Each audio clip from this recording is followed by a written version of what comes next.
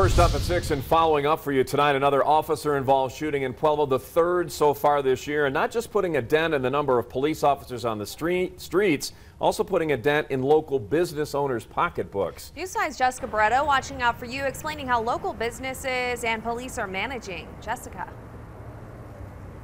Yeah, now this area was shut down for most of the day. It's back open, but you can still see what's left behind from this officer-involved shooting. A bullet hole right through the front door of this business. Protocol here requires the affected area be shut down so the crime scene can be processed and placing officers involved on paid leave. Now both are putting a strain on the Pueblo community.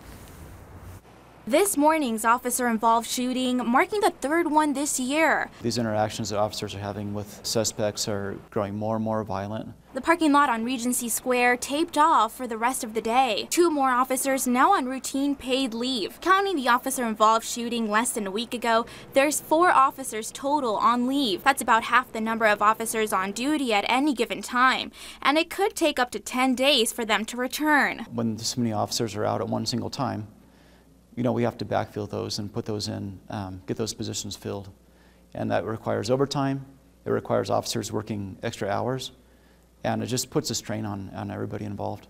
And while not by choice, business owners are involved too. News 5 spoke to one who owns 2 businesses. Her smoke shop caught in the crossfire. These pictures showing where bullets came through her door and wall. What they don't show, paying customers. Police asking her to close down until investigators can process the scene inside and outside. Well, I'm going to lose quite a bit of money shutting down for a whole day, and I do have a door to replace and a wall with holes in it, so it's a little disturbing, but at least no one was hurt. The same can't be said for these shops' income. It's probably going to be well over $3,000 or $4,000 today, or would have been. Probably 60 customers or more today that we're missing.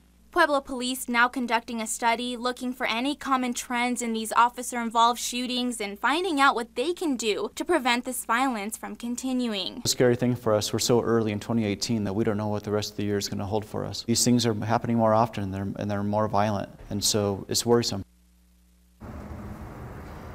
Pueblo police say the one thing all these officer-involved shootings have in common is that all suspects have a violent history. Right now, police are trying to figure out whether they need to take any extra steps to better protect their officers.